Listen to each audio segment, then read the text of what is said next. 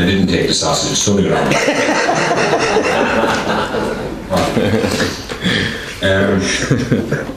That was a trip, by the way. First lesson, reminiscing with family over the last few weeks, because anniversaries are coming up for people who have died around to us, so I thought of this first lesson. It's early morning in the dark outside. Even the dogs have not yet stirred. Creeping silently from his bed, a boy wakes his brother with a soft-spoken word. "Come on," he says, "the sun is about to show us this fine day ahead. It's time you got up and not lays there curled up in your bed." Slowly the boys make their way down the wooden stairs to the kitchen, while the younger one stalls putting the kettle on and starts bitching. "Stop your moaning and get the tea made up in the pot by the sink. It's time you learn what to do and how to think."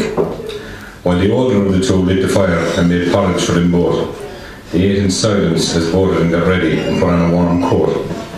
With the sun now showing its smile and the fire guard firmly in place, they gathered the two terriers and set off at a lively pace. "How far do we have to go?" asked the younger of the two. "As far as it takes us," was the reply. "A couple of miles more than a few."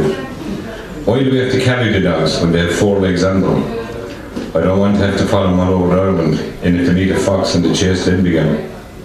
"Hush now, brother, we're here, and we don't want any kind of undue noise." As both dogs wriggled, knowing something was about to rise. They knew this place well, and what they were expected to do. Rabbits were their quarry, and chased them into small nets for their master, both dogs knew. As nets were positioned along the ditch on both sides, both young lads laid out of sight, hoping the dogs would show pride.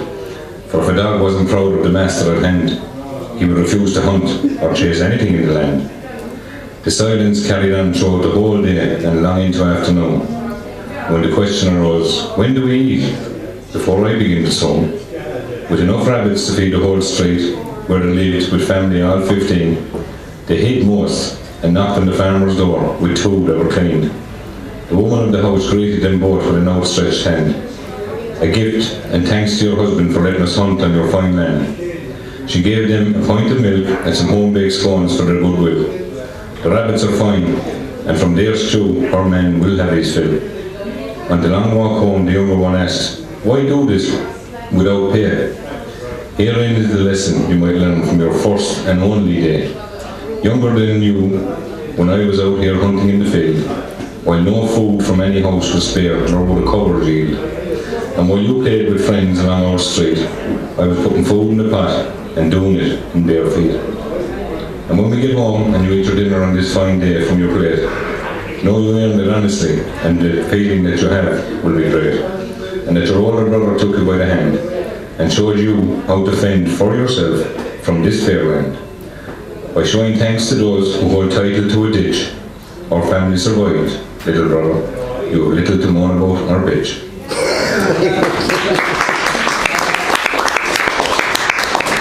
That was by the way of bringing the younger brother up to speed, that he didn't always have it so bloody soft. So this is one about my grandfather and grandmother, the secret she kept. The door burst inwards with an almighty crash. There were men grabbing stuff everywhere just to smash, shouting at Biddy, who just stood there without a word. It was a regular thing in this house, but she never heard. All her good stuff was long since put away safely hiding. She was doing this as the men said their law she was abiding. Not her law though, she heard it all before, which is why she never bothered to fix that blasted door. For as sure as nightfall a day, you could set your clock in through that door, and none of them ever knocked. "Where's your IRA man, the leader of that bunch? We've been told he has rifles, and it isn't a hunch." As she stood there silent, just heaving with breath, as the sergeant in charge was making his threat. "Hang him we will, from a branch on the nearest tree. Hiding guns for that lad. Is it? All right, we shall see. Tell us," he shouted, "and we'll bother you no more." Silent, but knowing her man would settle this score, as they finished smashing her little room apart, she sighed and swept up, playing her part. When the coast was clear, home her man came, no word spoken from him in disdain. When finally she spoke, it was barely a whisper. "The damn bullets of air in the house rang into my sister. There are 6 jeeps in that yard by the strand, and a hole in each engine will do me just grand. Go on, she whispered, go on, do as you're told, and be in time for breakfast, or I let it go cold.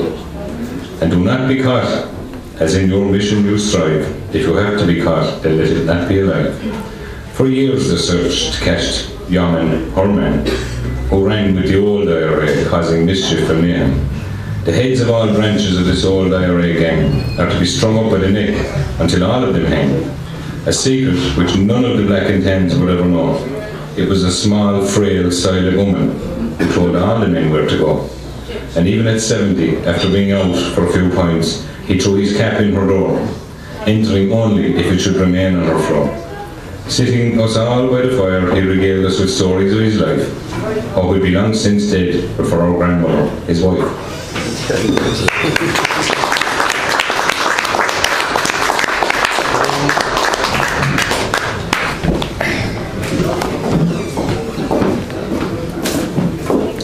I